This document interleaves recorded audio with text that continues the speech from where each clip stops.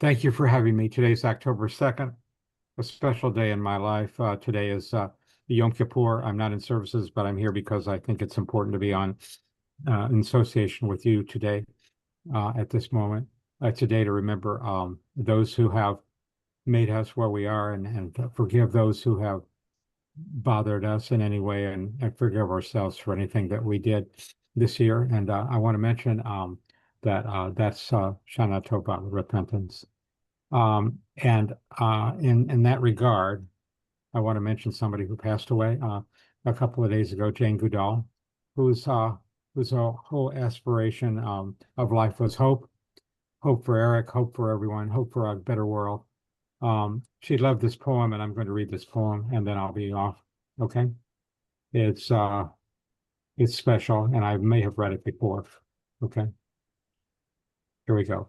And then all that has divided us will merge, and then compassion will be wedded to power, and then softness will come to a world that is harsh and unkind, and then both men and women will be gentle, and then both women will be strong, and then no person will be subject to another's will, and then all will be rich and free and varied, and then the greed of some will give way to the needs of many, and then all who share equal, and all of us will share equally in earth's abundance, and then all will care for the weak and for those who cannot care for themselves, and then all will nourish the young, and then all will cherish life's creatures, and then all will live in harmony with each other, and then everyone will be called, it will be called Eden once more.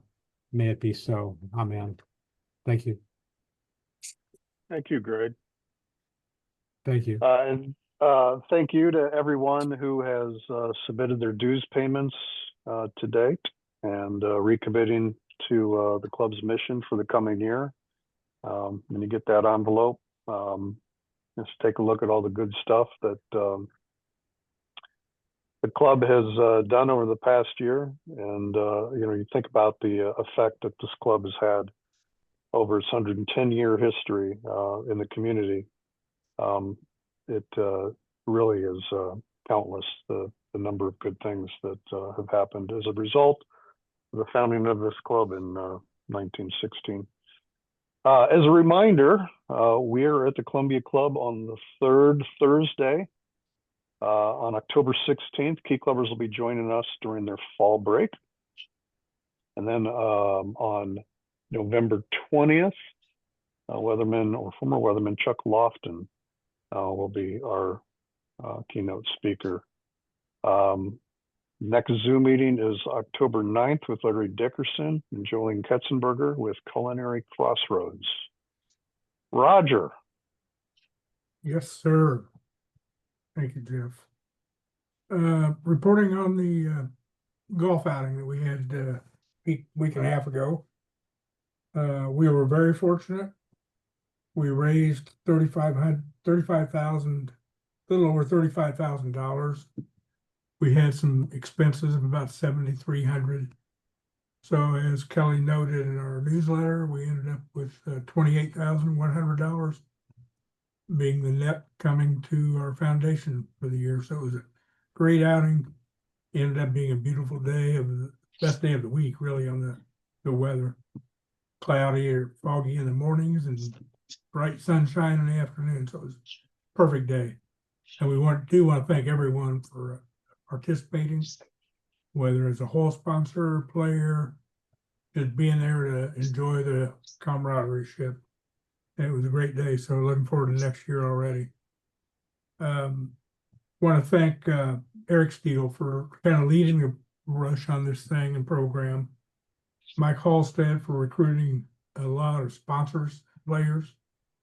We saw a lot of construction people come in, which they're always kind of a fun group. And then our Kiwanians, and we had some other business relatives there. I helped with hospitality and registration. Laura Holloway was driving the beverage cart with Mike Halstead. I don't know if they passed out more than they ate, consumed. I hope they did.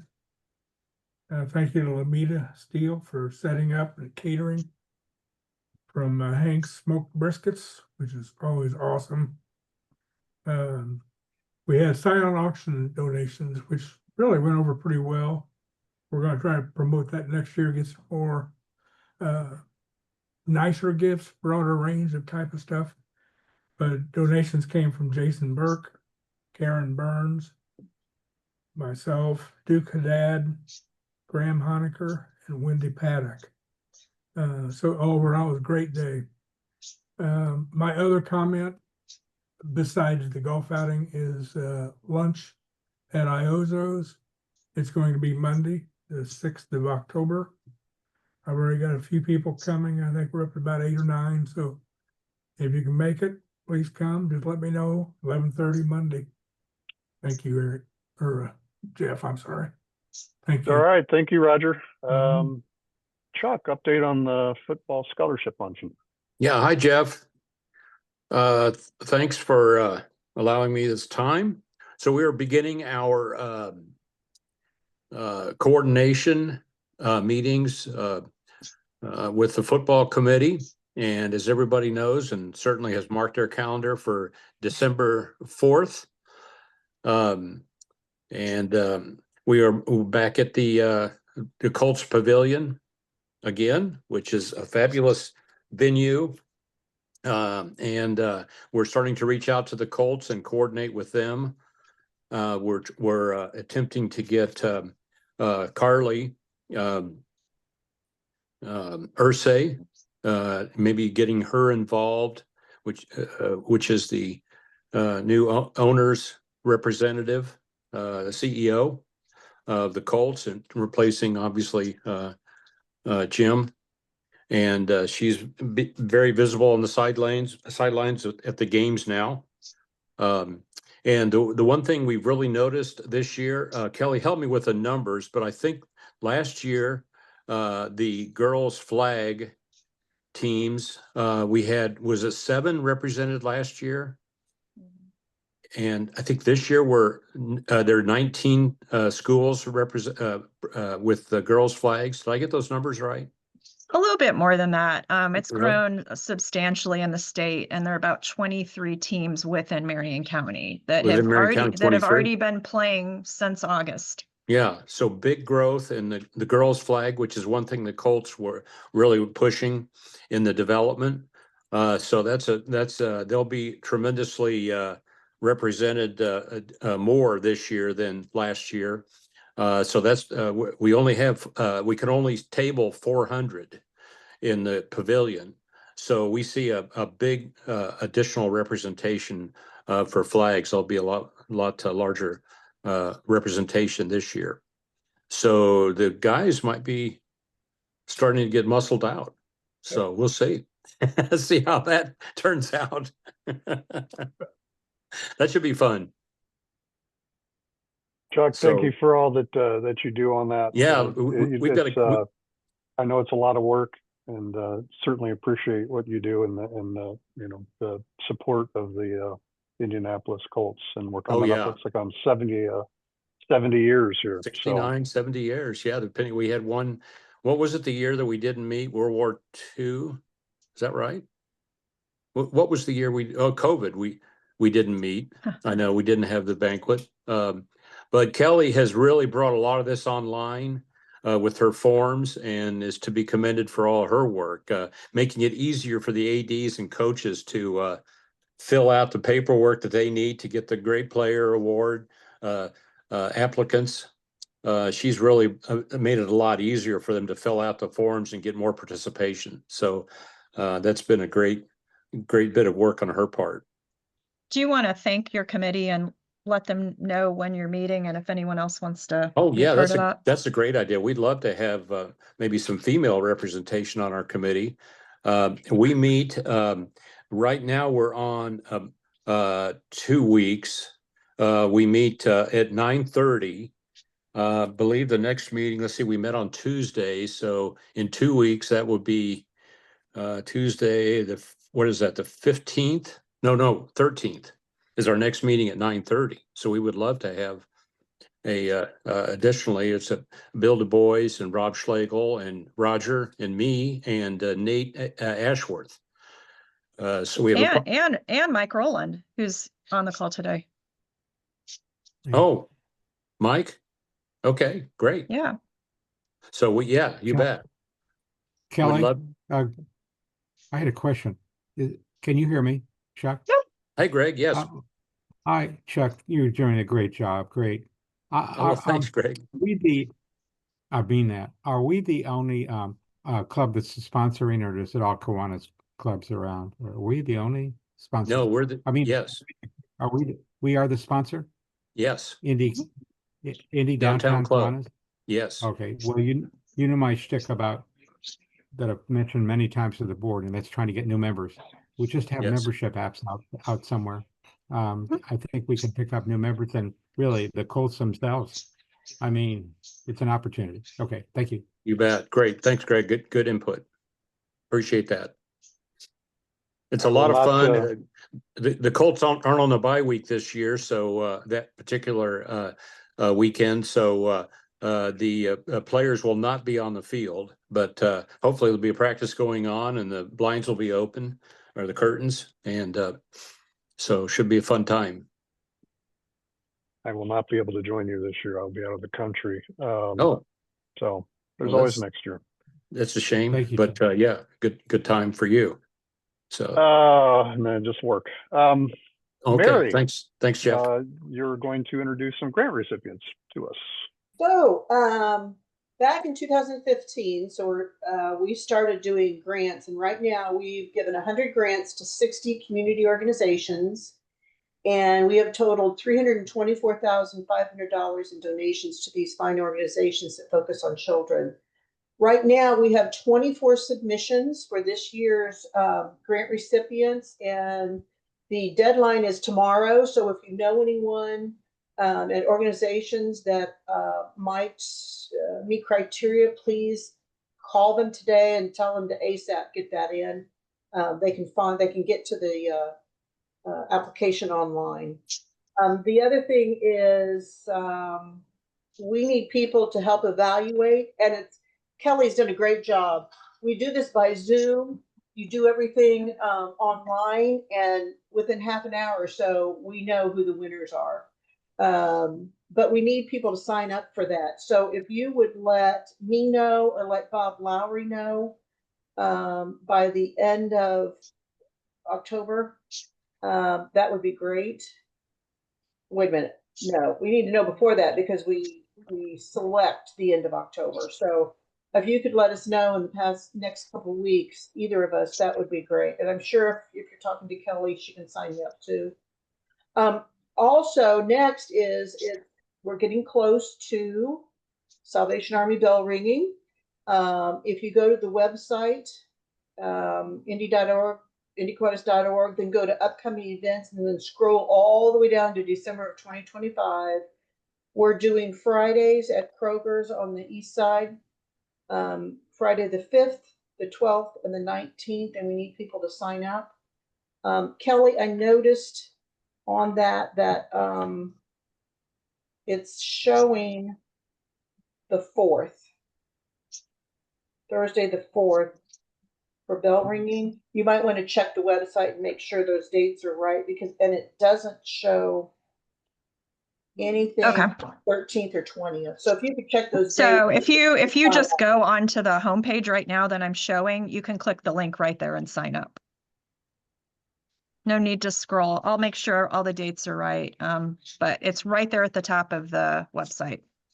So if you're anxious right now to sign up, you can snatch your spot. Okay. All right. Thank you. Mary, Thank you so much. Mary, hello, Yeah. Mary. This is great. Well, what's the criteria for this application that's due tomorrow? It's a not-for-profit that focuses on serving children within Marion County.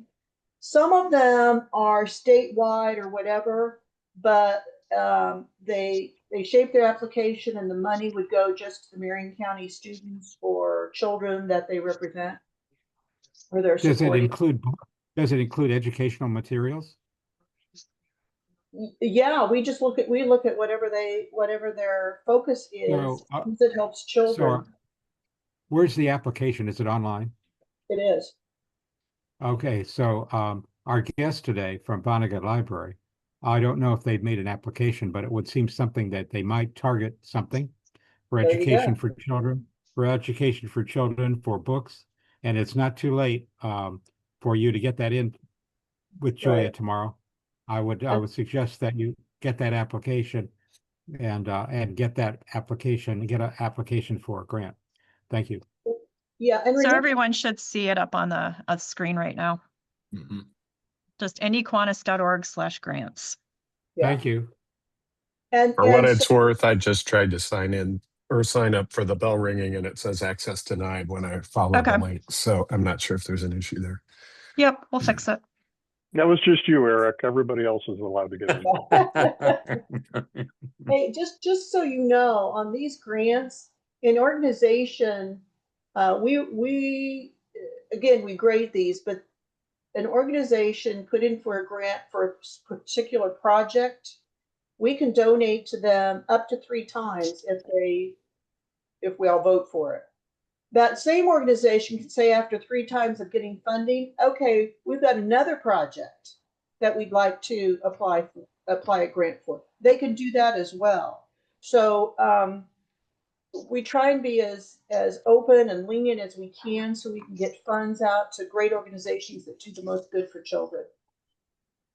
Thank you, Mary. Thank you, Jeff. All right. Thank you, Mary. Steve Farrell, the introduction of our speaker. And Steve, do you want to do introduction to Mike real quick before Sure. you do Pat? Yeah, I can do that. Yeah. I'm very pleased to introduce Mike Rowland. He's on the call, and it's just exciting to see him jump in with both feet. Mike is the development director at Salvation Army of Central Indiana, and he returns to the Salvation Army after a brief, well, not brief, but after a period with the Cornerstone Lutheran Church as director of communications there.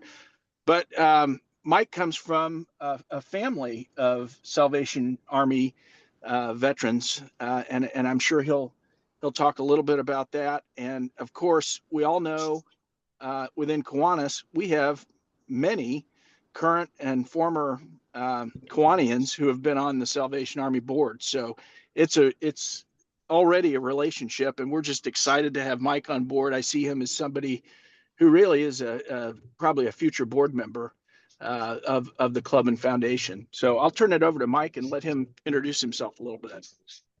Well, thank you, Steve, and thank you everybody that's reached out and those that I got to meet. I did pop into the golf outing briefly at the beginning, wasn't able to participate this year, but just thank you for the welcomes, and I'm excited to be a part of the Kiwanis. Have family history with that as well. My father-in-law was a lifetime member of Kiwanis and a president of his club at one point, so just excited to be a part of this. And yes, I do have a long history with the Salvation Army. In fact, my family goes back 6 generations deep in the Salvation Army, right all the way back to the beginnings in London, England. And my great-grandparents came over from England as Salvation Army officers, and then into Canada and then into the United States. My grandparents and then my parents were Salvation Army officers, so I have a long history there. Have always been part of this organization for as long as I can remember, and served with the Salvation Army here in Indianapolis for 19 years before I worked for my church for a little bit. So happy to be back at the Salvation Army and happy to be part of Kiwanis. And if I can, just real quickly on that December 5th bell ringing date that Mary mentioned, that is going to be one of our match days. We have some corporate dollars that are match dollars. And so we are going to be promoting December 5th as a match day. So that's just another thing for Kiwanis. Everything that you guys raise in your kettle that day will be matched by one of our corporate gifts. So just wanted to throw that in there as well. So yeah, feel free to sign up. And if you have any questions about things happening this Christmas with the Salvation Army, don't feel shy. Reach out to me and I'll be happy to help you. Thank you. Welcome, Mike.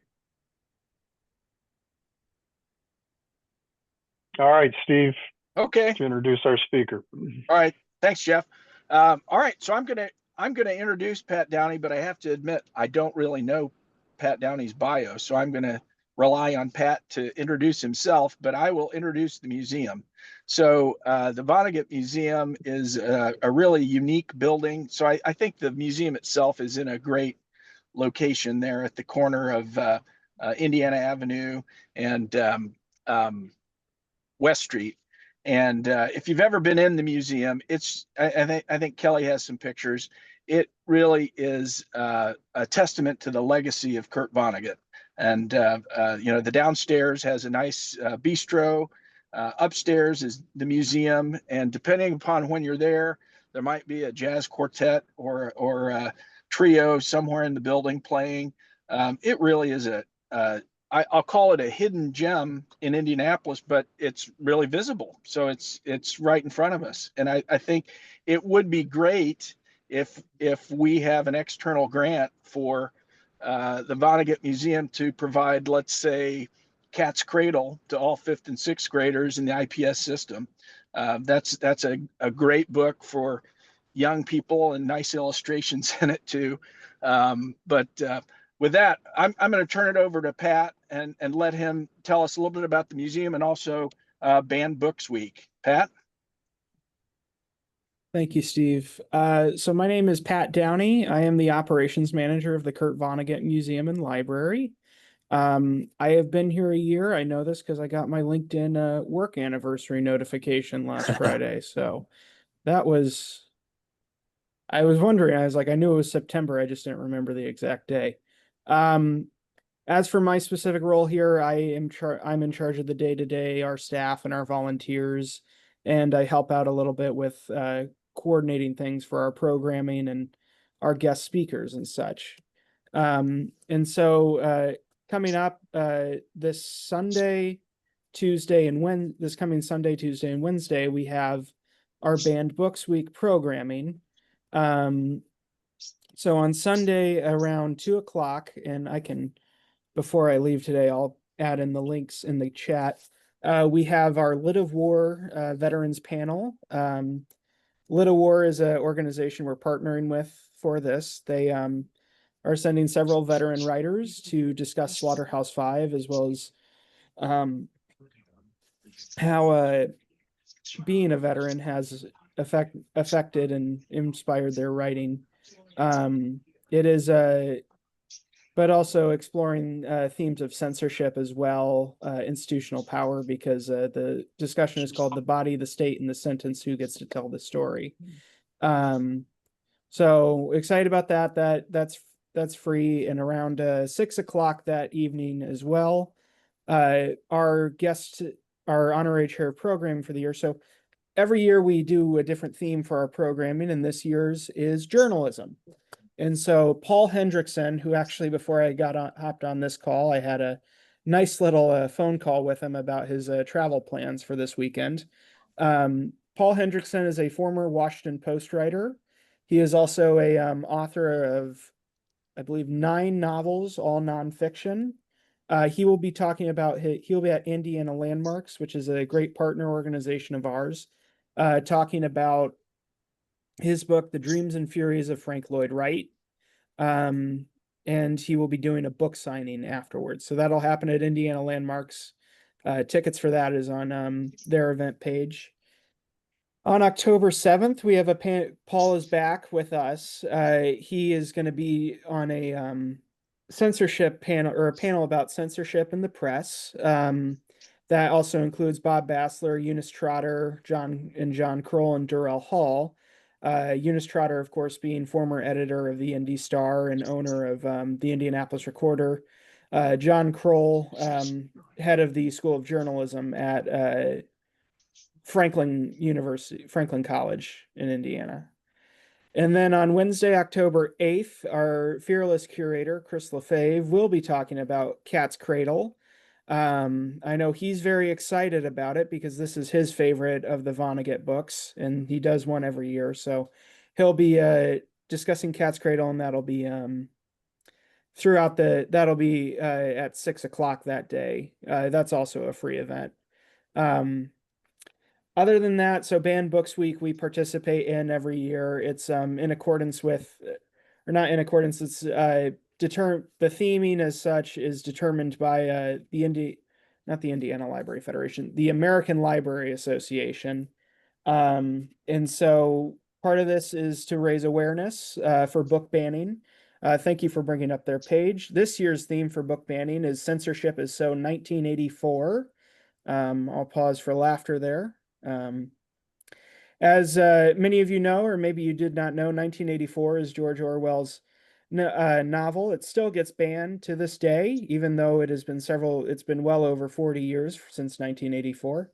Sorry, another bad joke. But what I find kind of funny about 1984 being banned is this book was banned in the USSR for being anti-communist and banned in the United States for being pro-communist. So the reality is it's an anti-authoritarian book in talking about state control. The reason we participate every year is because, as many of you probably know, Vonnegut's most famous novel, Slaughterhouse-Five, is one of 3 of his books that continues to get banned.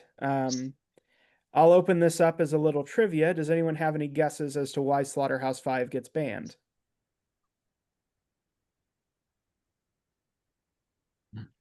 Just shout it out if you want. Has anyone read Slaughterhouse-Five? Well, Anyone Pat, it's familiar with clearly it?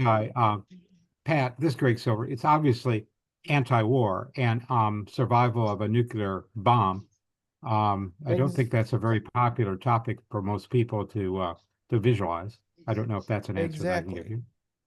So when I talk about book banning, I talk about it as a Trojan horse, that someone will give a seemingly reasonable reason of why they want to ban a book, and then they will then give a that's what I call the horse reason. Then I have what they call the soldier reason, the much more insidious reason of why they want to ban it. So Greg, you hit it in one. You hit the soldier reason. The book often gets banned because Vonnegut says this is an anti-war book. He literally says that on the 3rd page. He's talking to a friend who asks him, well, or says to him, you know what I say to people when I hear they're writing anti-war books? And Vonnegut goes, no, what? And he goes, why don't you write an anti-glacier book instead? And so I reread that book last year on a trip to Iceland, and that line hit different in a country that's 30% glacier. So, but so that's one of the reasons why Slaughterhouse-Five gets banned. There are 2 other reasons, and what I call the horse reasons. Number 1, there is a lot of cursing in the novel. And when it came out in 1969, a lot of folks did not like that. But the reason Vonnegut includes a lot of cursing is because it is a book about his World War II experiences. And during his experience in World War II, he was a prisoner of war with and served with a bunch of men who cursed a lot. And so I'm still trying to judge whether or not this is a group I can say some of these words in front of, but we do, if you're ever interested in rereading the book, we do have a curse word bookmark available in the gift shop for $2 that has all the curse words and phrases from Slaughterhouse-Five. So anytime somebody purchases the novel, I recommend they grab one of our bookmarks and use that as a little word search as they find them in the book. The other reason of why this book gets banned, and something I always point out, is anytime the folks who are trying to ban books, is they always try to say that a book is pornographic. And in this instance, what they're referring to with Slaughterhouse-Five is that there is a scene between the main character, Billy Pilgrim, and an adult film star named Montana Wildhack while they're on the planet Tralfamadore. But as I always like to point out, the scene is not, you know what happens, but Vonnegut doesn't go into great detail. It's not really sexually explicit of a scene, and they're also being watched in a zoo-like setting by a bunch of aliens called Tralfamadorians, which luckily today we're at my desk, so I have two student examples of what a Tralfamadorian looks like. A green hand on top of a plunger with an eye in the middle. I love the fact that I have these on my desk. It's great. And so they're being watched in a zoo-like setting while this is happening. So as I like to point out, I will wager to guess it'll be the most unerotic sex scene you will ever read. So when the book came out, half the folks in America were trying to put it on high school reading lists. The other half were trying to ban it. Two famous instances was in 1972. A Michigan circuit judge, when the book got banned, called the book depraved, immoral, anti-Christian, and anti-American. And then in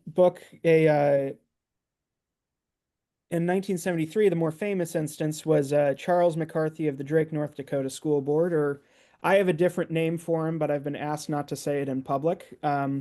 Charles McCarthy not only banned the Slaughterhouse-Five, but he was caught burning copies of it in the school furnace. And so Vonnegut wrote him a letter in 1973 to say, he said, I'm writing to you directly. I'm not publishing this anywhere. I'm writing to you directly to let you know that you have insulted me by doing this. You did this because, like me and these other writers that you burned their books, you think that you don't think that I'm a real person or that I'm an true American citizen. Well, I'm here to tell you that I am not only a real person, I am also a veteran of the Second World War. I teach in 4 different institutions across this country, and I have raised 7 children, 3 of them my own, 4 of them my sisters, who had passed away at that point. And so Vonnegut blasts him in this letter, and it's where we get a phrase, if you are an American, you must allow all ideas to circulate freely in your community, not just your own. As well as in the final portion of the letter, Vonnegut points out what I think is the biggest problem with book banning, and yes, there are numerous problems with book banning. He points out that the fact that he has robbed the students of that school district of the chance to be able to form an opinion on their own about the book. On a personal note, I always point out to our guests on my tour that you can disagree with a book you read. You can think it is the most vile thing in the world, but that does not give you the right to tell another person that they can't read it. I always point to a recent experience I had where I borrowed the John Waters movie Pink Flamingos from the Indianapolis Public Library. The movie made me physically ill, was definitely not my cup of tea. I was incredibly offended by several things that happened in that movie. And so when I took it back to the library, I just put it in the return box. I didn't say anything to the librarians. You know why? Because just because I didn't like it didn't mean that it wasn't somebody else's thing that they wanted to watch. And that's my little soapbox there. But yeah, the Vonnegut Museum, we are involved in a variety of programming throughout the year. So October 18th, we have our annual Night of Vonnegut Gala. And we're very excited. We just announced today our Vonnegut Humorist Award winners are Bob and Tom, who will be giving a keynote speech while they are there.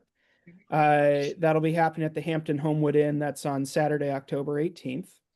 And then next month, we have from November 9th to 11th, we have Vonnegut Fest, which is our annual celebration of Vonnegut's birthday.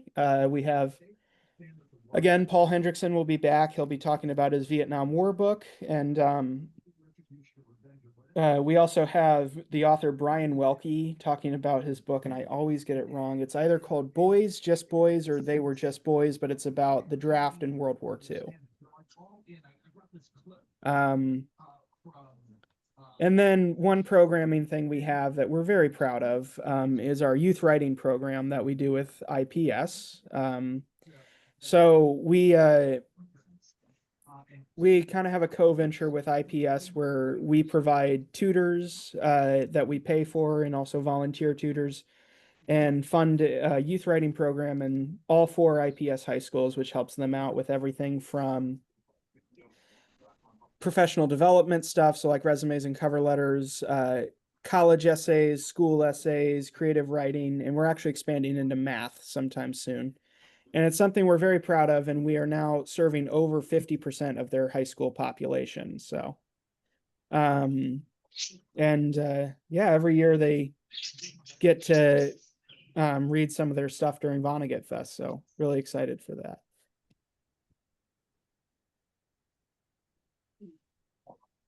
I've I have a talked for a good question. long while. Okay. Does anyone have any questions about anything from the museum or anything they'd like Greg to? Silver, hello, Pat, Yeah. this is Greg Silver. Hi, I'm a member of the museum and Joey's a dear friend of mine. I wanted to, there's so many good things that you are doing that are maybe not political in the context of where we are today, but these grants that we're giving through Kiwanis, just keep your eye on them, okay? Because it sounds to me like you're right up, we're right up where you are. And I recommended along with Steve to have you on here. I just think it's so important that you can apply, of course, whatever you want to apply to today's media and late night television, et cetera. But the issue of what Vonnegut says, he seems to have long staying power from the time that he was at Shortridge and Butler and Cornell and onward. But I do think you have that writing you just talked about. Sounds to me like that's a grant application right there. You have one more day. Thank you. I'll pass it along to our development folks. Yeah, I was definitely when y'all were talking about it. Not ashamed to admit I was taking some notes about it. So yeah. Old Pat, habit. how did the museum get started? Who was it funded by? Yeah, so we got started. So we were officially incorporated as a 501c3 in 2009, and we got our first location in 2011. How it got started was Julia was at the time reading God Bless You, Mr. Rosewater. This had been a couple months after Vonnegut's death, and she had had the idea of, we don't really have anything here in Indianapolis to honor Vonnegut in his hometown, because I don't think at the time the mural on Mass Ave was up yet. So she started calling around. So she called Mark Vonnegut, was able to get in contact with him, and she said, I have this idea of I have this idea of starting a museum about your dad in Indianapolis. And he said, yeah, I think we'd be interested. Just keep me in contact. And then she got in touch with several other people, including Mark Leeds, great guy. He is probably the top Vonnegut scholar in the world. He teaches in Brooklyn. He's probably going to get mad at me for saying he's the #1 Vonnegut scholar, but he's awesome. He's a great dude. And then just a variety of funders around the city, and the Vonnegut Museum got started from that. Mostly small donations at the time and some good backers. There's also when we got our new location where we're at now in 2019, that was 1,400 different donors donated the money for us to get the building. So yeah, we have all sorts of folks who believe in our mission, and I tell you, every day I interact with a guest who has told me something, usually Vonnegut has been my favorite author for a long time. I discovered him when I was in high school. I still read him today because his stuff is so relevant. Or even I love talking with folks about when they come in and they say, I met Vonnegut, and it can be something as really cool as he was I met a professor from Georgia who, when he was a grad student, he was writing about Joseph Heller's Closing Time after it had just come out, and he met Heller and Vonnegut by chance at an Olive Garden in Florida and had dinner with him. Or even something as insane as when I was at the Brooklyn Book Fest, I had a guy come up to me and he said, oh yeah, I used to work at a coffee shop in Barnstable, Massachusetts when Vonnegut was living there, and we always would mess with him by calling him Kurt. And then I did donuts on his lawn one night, and I was like, okay, that's a cool story. Maybe I'm not the person to tell that to, but that's a good story. So, but yeah, it's a true joy every day to get, whether it be in the museum or going out and participating in festivals around the city or in the country, that just to see how much of an influence he has had on folks, not just culturally in the American zeitgeist, but also just on an individual level in people's lives. Pat, this is Greg again. I thought that Simon Rushdie, when he was here, when he did some work for this museum, I think that helped a lot. And those dinners really were effective in getting the Indianapolis community aware of what could happen with the help of the museum. Rushdie's statements about Vonnegut were very sad. I think he said it was his favorite author. Mhm.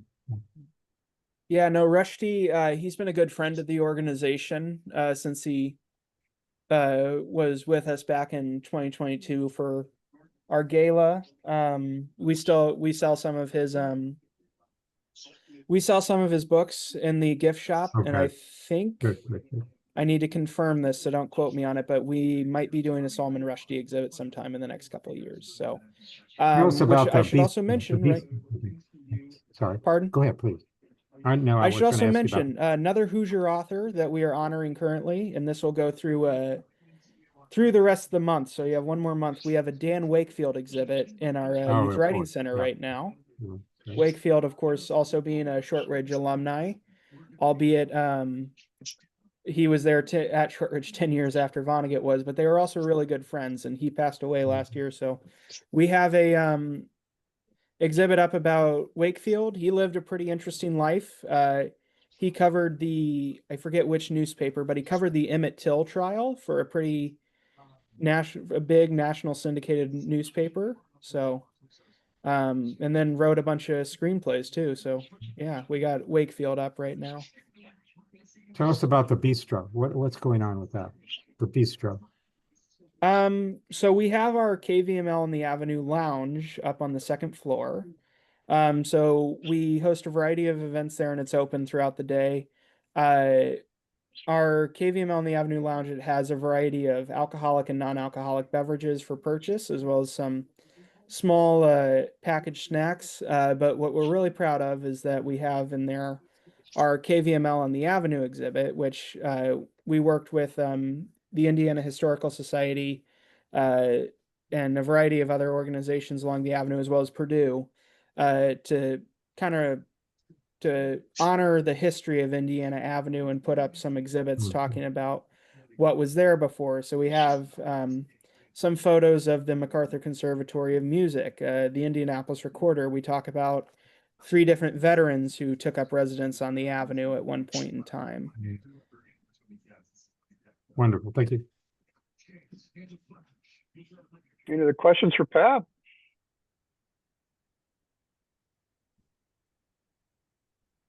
Fast fact, if you look at the club's chartering documents, there is a Vonnegut in the list of members. I don't know if it's related. But Probably it's I know that there are do you happen to know which Vonnegut it is?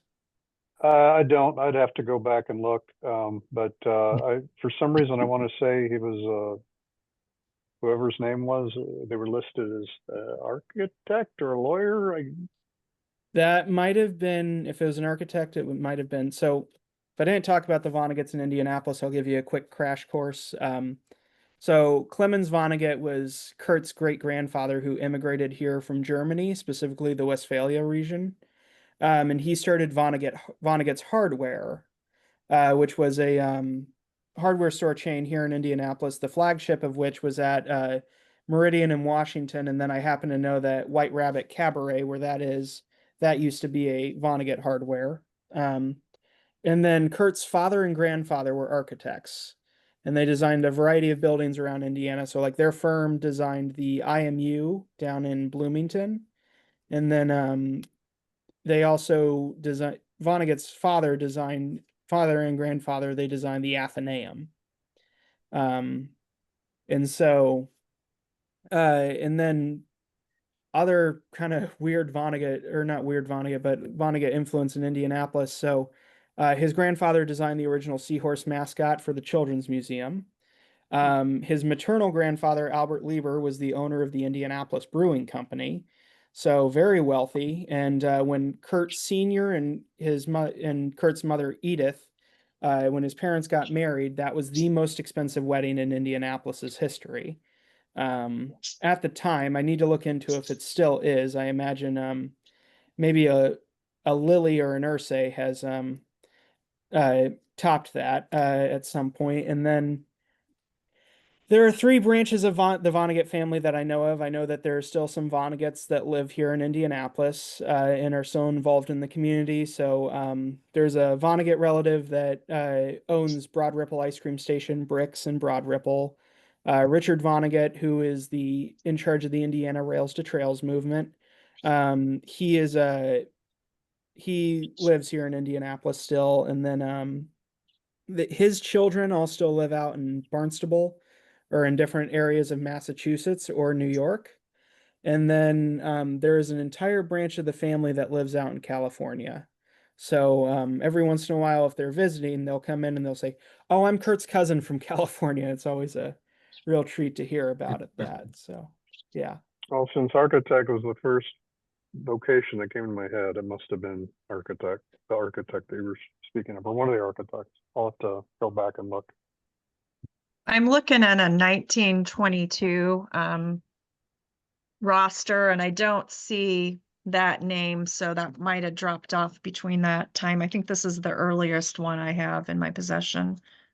Yeah, I think I saw it in the digital copy we had of the chartering documents. I'll see. I'll dig Yeah, into that'd it. be fun to see.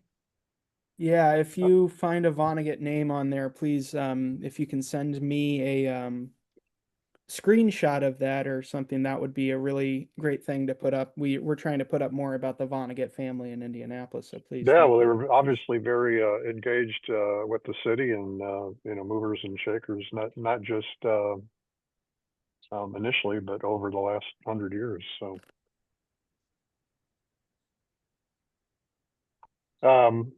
I appreciate you coming and giving us some time this afternoon. The Kiwanis Foundation of Indianapolis will be making a donation in your honor to Hear Indiana. They deliver hope and resources to Hoosier children with hearing loss. So thank you again. And I will dig It's into good to that. hear. Thank you for With having me. I that, really appreciate it. we are adjourned 11 minutes early. Pat, be sure to give our regards to Julia. Okay, I will. Julia Whitehead. Yes, and thanks for what you've said today. It's very informative. I will say that Richard Vonnegut also was very instrumental in the greenways that have been set up throughout this city now. Yes. Thank you. Thank you again. Everybody Thanks, have a great guys. weekend. Yep. Bye.